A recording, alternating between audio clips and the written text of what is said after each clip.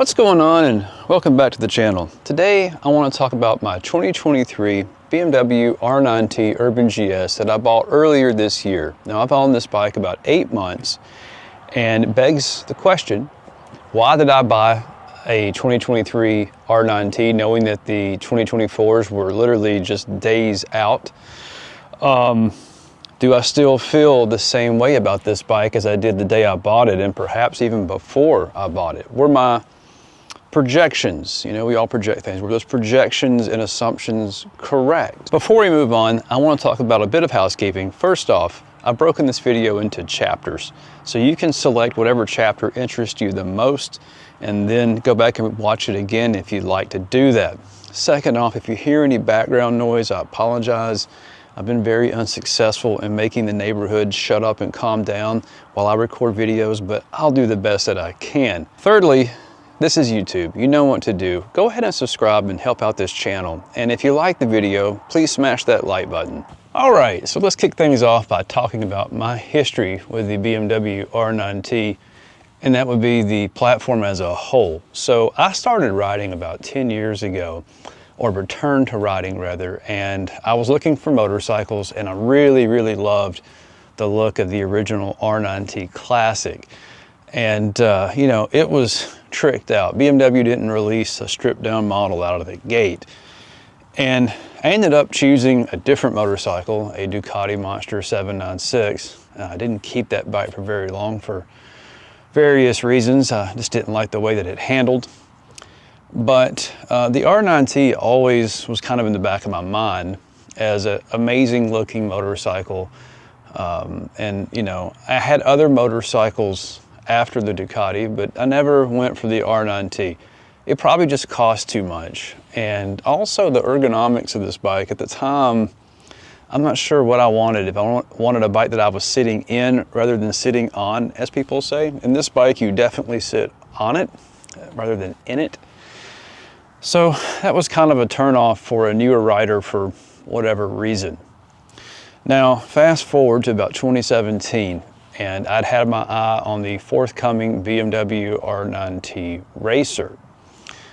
Stunning motorcycle. Would still love to have one, although they're incredibly impractical and incredibly uncomfortable, which is the primary reason I didn't buy one in 2017 when they came out. Instead, I bought a 2017 R9T Urban GS, the white one with the retro graphics, and the dealer had installed some white bark busters on it. And it just looked super cool, kind of funky because it was white and it had the, you know, white bikini fairing thing and the white front fender and the white bark busters and the red seat or orange seat. I'm not sure what BMW calls this color, but it looks more red than orange to me. But anyway, it's just a funky looking bike, and I really loved it. It had a couple of issues, and the main issue that it had was the throttle on that bike was incredibly abrupt.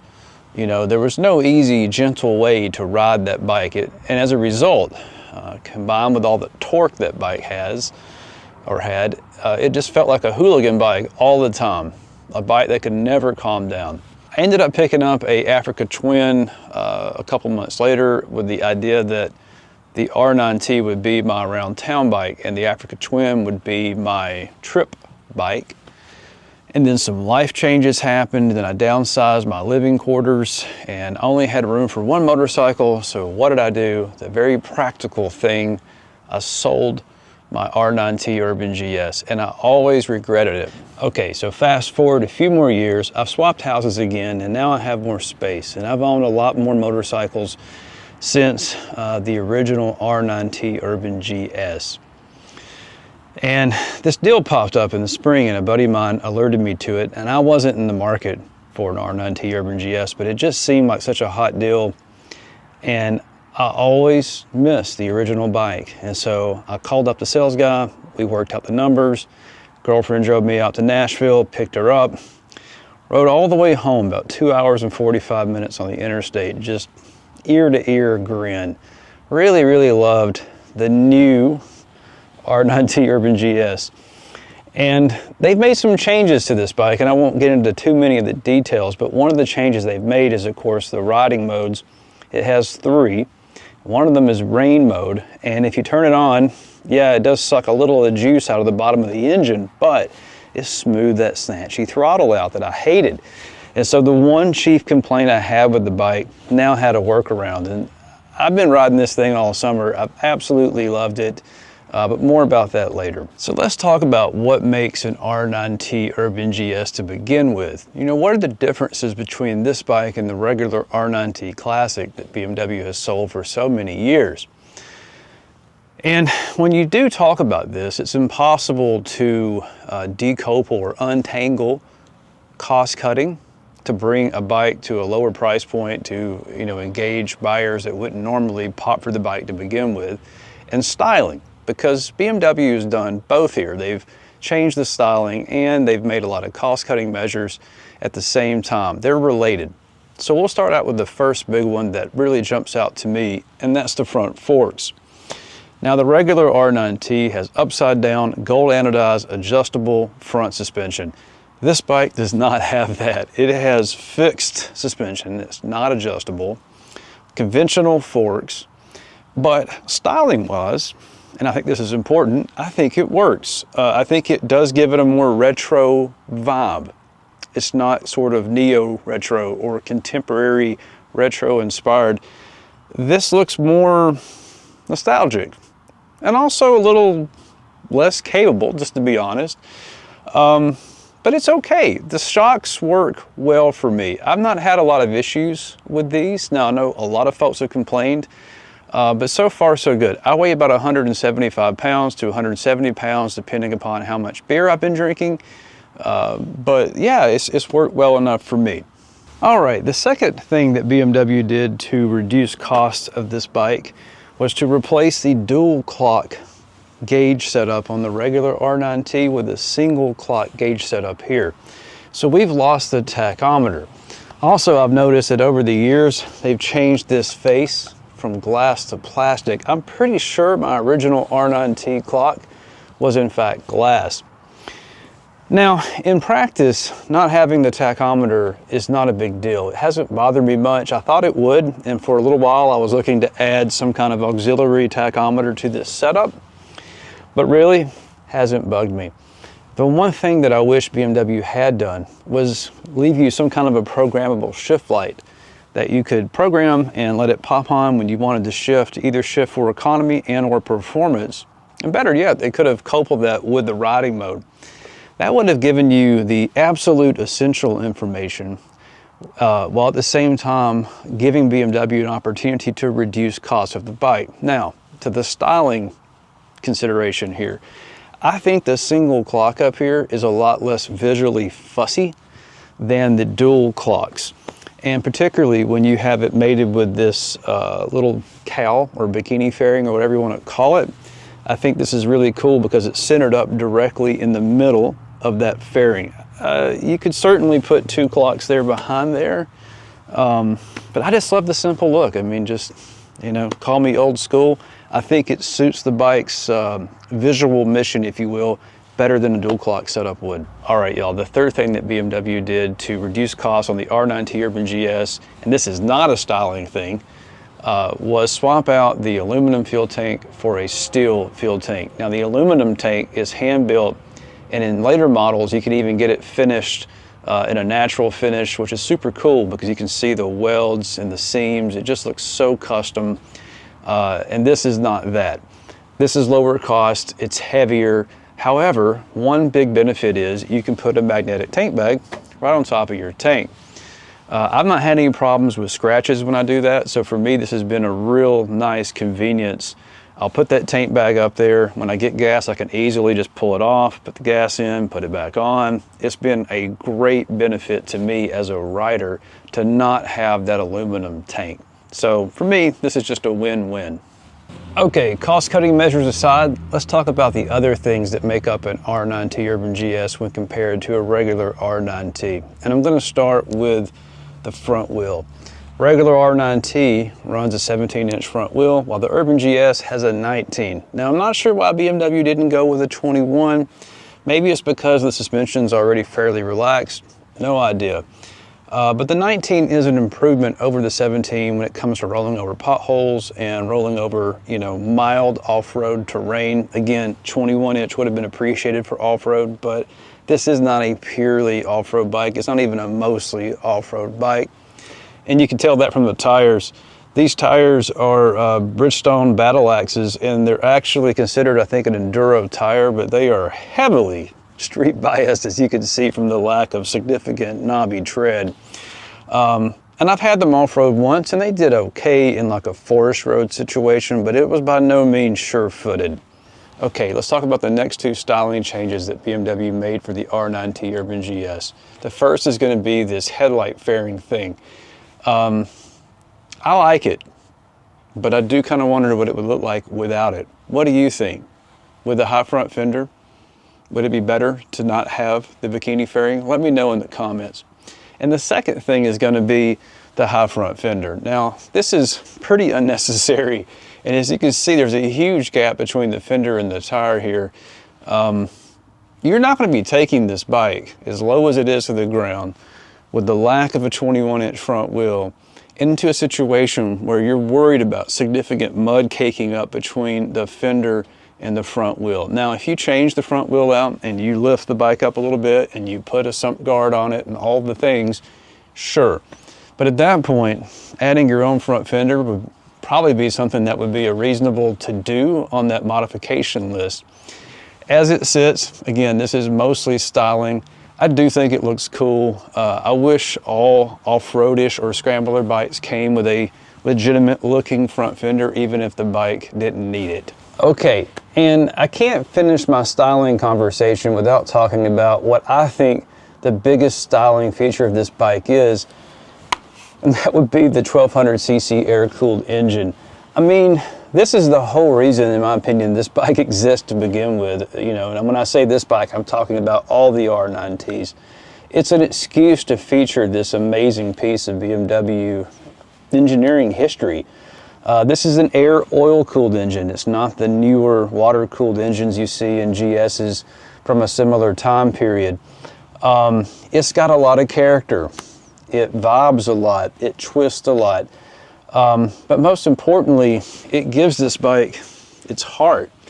It is to this bike what a flat six is to a Porsche 911 or a big V-twin is to a Harley Davidson. I mean, this is the aesthetic reason for this motorcycle, and I love it. I think visually it's super cool, and even non-bike people notice it.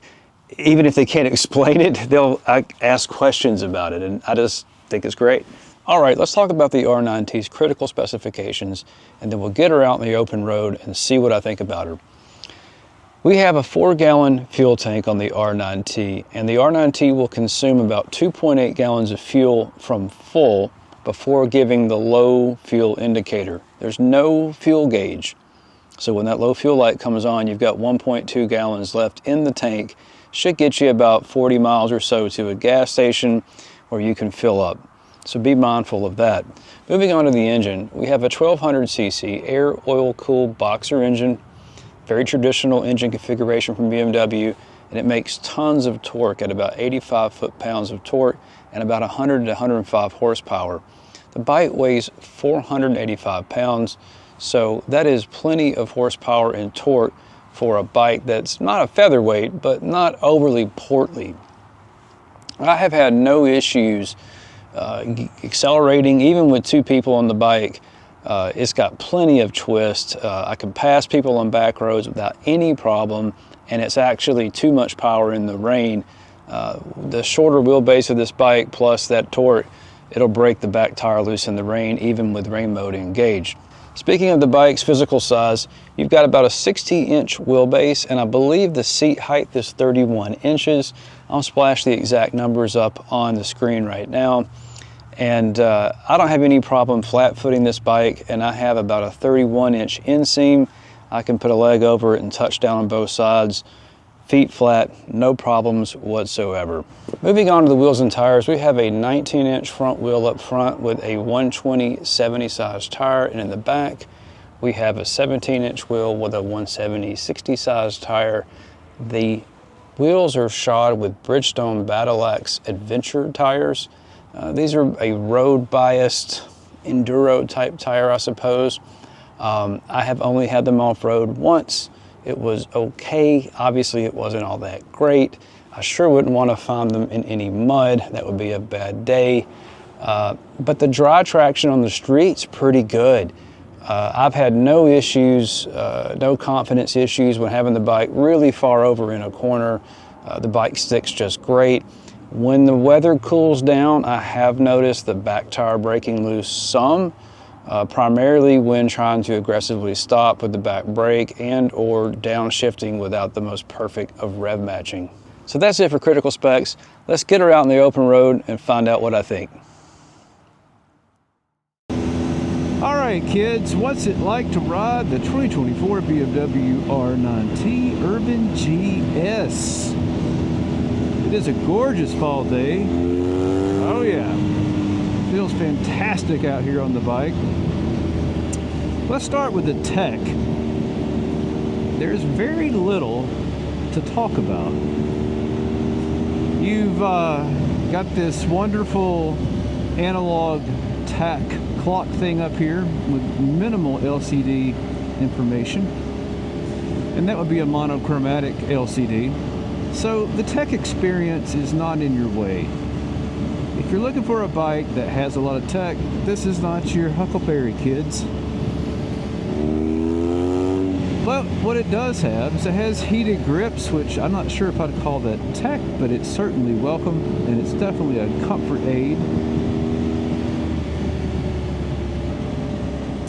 We also have cruise control, which you can enable by pushing this to the right and then pushing this little tab, and voila, you can ride hands-free.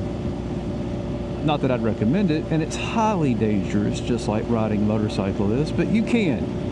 So if you want to rest that right hand and not put one of those stupid throttle lock things on your bike, BMW has you covered. Now what they don't have you covered with is adaptive cruise. If I had kept that at the speed it was at, I likely would have plowed it into the back of this black Silverado up here, and that would not make for a good time. So let's talk about riding modes. We have three: rain, road, and I think off-road? Dirt. Sorry, rain, road, and dirt. Now I haven't tried this in the dirt much. The tires that are on here are technically dual sport, but they are not the most dirt oriented. If you press this button, it'll select the next mode, and when the mode's name goes off, that's the mode that you're in. Now, I like rain mode. Let's see if I can get into road mode here. And the reason I like rain mode is that road mode is a little jerky. So I'm in road mode right now. It's just, first off, my God, the torque. It's really easy to dispense the full power of this engine in road mode. So if you want to ride some nooners, which I'm not really into, y'all, but if that was your thing, I think road mode would make that happen for you. Now rain mode is really nice, even when it's not raining like today. It really smooths out the tip end of the throttle. So now we're in rain mode, and you can see that even in this corner, when I twist my right hand, it's very, very smooth. I mean, that does not upset the bike nearly as much as it was on road mode. So I really love rain on this bike. It's not quite carbureted bike smooth, but it's smooth enough, kids. And I'm feeling it. I've left this in road mode pretty much the entire time that I've had the bike since the second day. Handling on this bike is, I won't call it lethargic, we'll call it steady. It's like the steady hand of God is guiding you through a corner. Tip in is, you know, it's going to be slower with a 19-inch front wheel and with the relatively relaxed suspension geometry this bike has. But what's nice about it is, if the bike is set up correctly for you and you tip in, she holds that line. really, really lovely.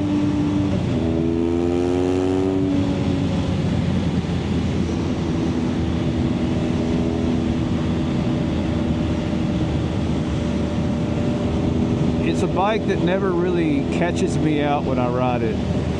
It does in the rain a little bit, even in road mode. Or sorry, even in rain mode, you can get the back end loose. And in road mode, in the rain, you don't even want to try it. It's just not pretty. Not enough tire back there to deal with the wet pavement.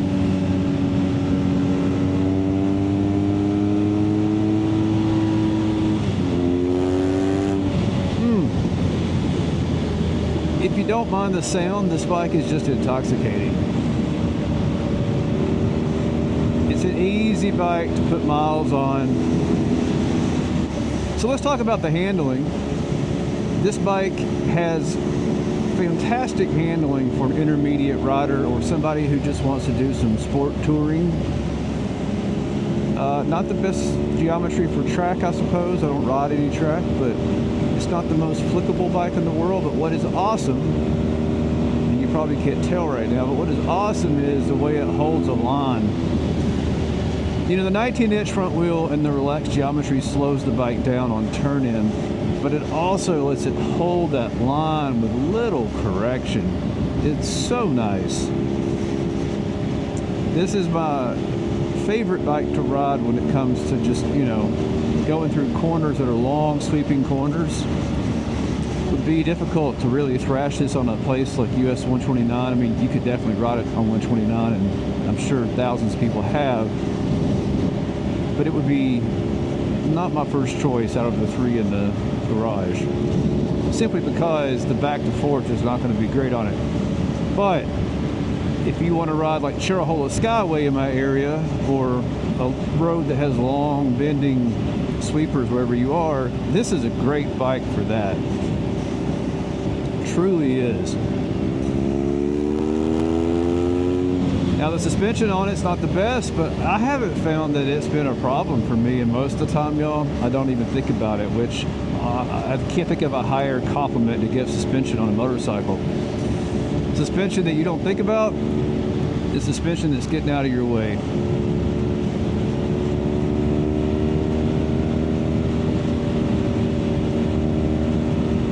The heated grips are working wonderfully to keep my hands warm in these summer gloves. Yeah. So let's talk about the drivetrain for a minute. You have a 1200cc Boxer that sounds like an old World War I or World War II airplane, not the most sonorous note on the planet. And it's connected through a transmission that is very clunky. I like it. It's very tactile, as the kids might say. Maybe just old kids, I don't know. And that goes or connects to the rear wheel without a belt or chain. It uses a drive shaft.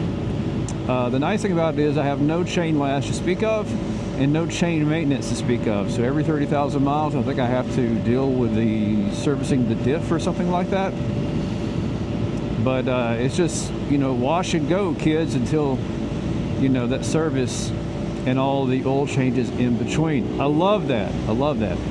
One of the things about these engines that is unique to BMW, and perhaps their only other quasi-related peer, Moto Guzzi, is you get some longitudinal torque, is that what they call it? So first off, when you downshift just there, we'll look at that in a minute. So the torque thing, if you're hitting the engine, it does kind of want to twist the bike over a little bit. I mean, a lot of people talk about it being a bothersome thing. I like it, and I don't even notice it half the time. This bike has piles of charm and character. That's part of it. If you don't like character and charm in a motorcycle, then I'm pretty sure there's an electric motorcycle with your name on it out there somewhere, guy or gal.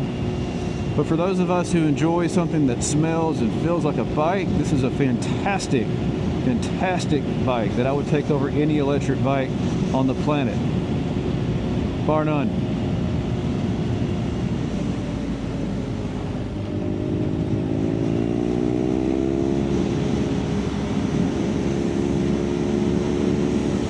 The seat on this thing is pretty comfy. I don't have any real issues with it. Every now and then, about an hour after riding, I'll get a little bit of butt tingle, and I just stand up like so. Bike's pretty good at that. And when you stand up, the blood flows in the buttocks and your tingle goes away. I haven't felt the need to swap out to a Wonderdike seat or whatever those are called. And I saw one in person and it looked kind of fluffy and it kind of ruined it for me. I really didn't dig the way it looked, so I'm not going to be getting one of those, I don't think. If I do anything to this seat, I might put a gel insert in there and recover it in that lovely orangey red color that you see on so many GS bikes from the 90s and 80s. But besides that, no, the seat's fine and the seat stays. Now speaking of that, it is kind of on the shorter side in terms of length. So if you're riding a gal back there, or if you're a gal riding a dude, or if you're even a dude riding a dude, hey, I don't judge. You might not have enough room for them back there. If they need a little space, they're on the girthier side. My gal's kind of shapely, so I don't have this problem, but if you have an extra shapely gal, then maybe you'd have that issue. Yeah, gas. I tend to run the premium in here. Honestly, I can't remember if you need to or not. It said it was empty. We were about 4 or 5 miles past the warning indicator. The gas pump just shut off at 2.799, about 2.8 gallons. It's about 10 US greenbacks if you see your money to fill up. Not too bad. I can think of a lot worse ways to spend $10. You know, I've added a few things to this bike to enhance the riding. I have added this GPS system that I've really not got any use out of yet because I got distracted right after I got the GPS put on here. But I'm digging it. I'm really digging it. I added this cheap case behind me. I can't remember the name of the case brand. It's a Chinese case, perhaps, maybe even a Taiwanese case. I don't know. It's from somewhere in East Asia, and it's made very cheaply when it comes to the details.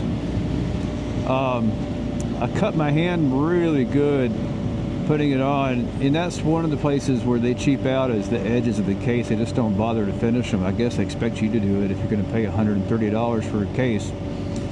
All right, so who is the 2023 R9T Urban GS for? What kind of rider would dig this thing? Well, first off, I bought it in 2024, early in the year, as a 2023 model. And BMW was putting some sweet deals. Oh, there's a snake. Woo! Some sweet deals on these bikes to try to get them off the showroom floor. I got a couple thousand, maybe 3 or 4 off of this thing. I don't remember, but it was a good deal. So if you're a value-oriented rider and you're looking at BMWs as being valued correctly, which is a bit of a jump, this is a great bike, great deal.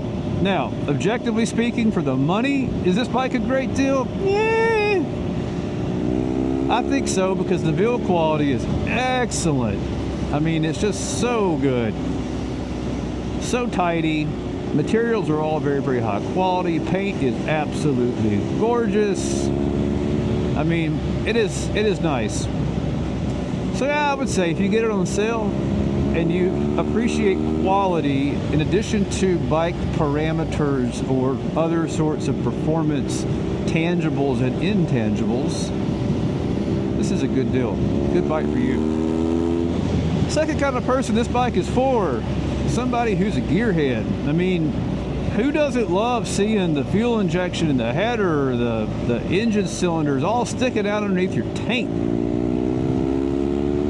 And it's so tactile. You get some vibes. BMW didn't dial all that stuff out. It's a motorcycle. It lets you know it. This is not an electric bike. They don't want you to confuse it with an electric bike or any kind of super smooth engine bike. This is a BMW Boxer in all of its glory. Doesn't even have water cooling. The third kind of person this bike is for is somebody who likes to look pretty on a motorcycle. I mean, minus that black box back there that I slapped on, she's a gorgeous bike, ain't she? I mean, you know, you put on a hot looking outfit as a guy, I don't know what that'd be, but maybe some skinny jeans if you're like a hipster bro, and a flannel riding shirt thingy with some good boots. And man, if you want to look styling and profiling on a motorcycle and you want those classic vibes, this is your bike. And it gets a lot more interest, I think, from bike people and non-bike people. Like, I feel like the people that appreciate these bikes go beyond BMW lovers.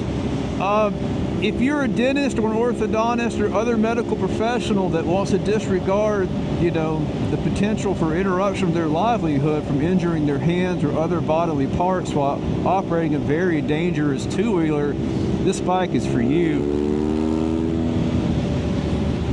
I mean, those make up, I think, a large part of BMW's customer base. I'm obviously making this up, but I've been told I am not in that category. But you'd probably want a GS, like a real one. Like, you'd want to spend 30 or 40. If you showed up, you know, on a discounted R9T Urban GS to your local Starbucks, you know, flex in front of your neurological surgeon or, you know, heart surgeon, and they're on their $40,000 GS and you're on this little hipster bike,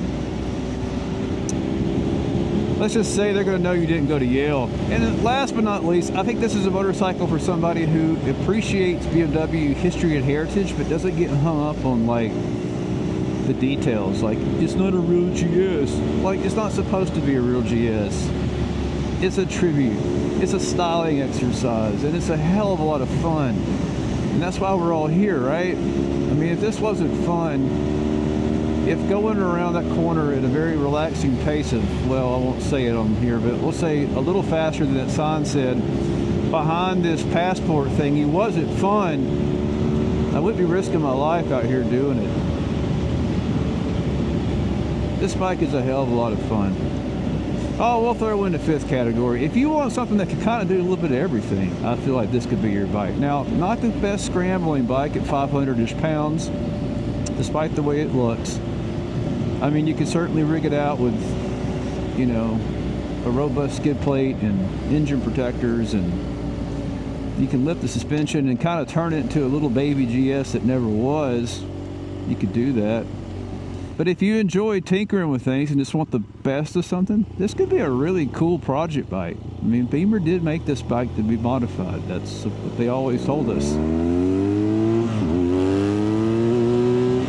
Man, I love the bull! You know, if you want something that's pretty comfortable, ride all day, I've done 10-hour rides on this baby, and I have loved it. Loved it, loved it, loved it.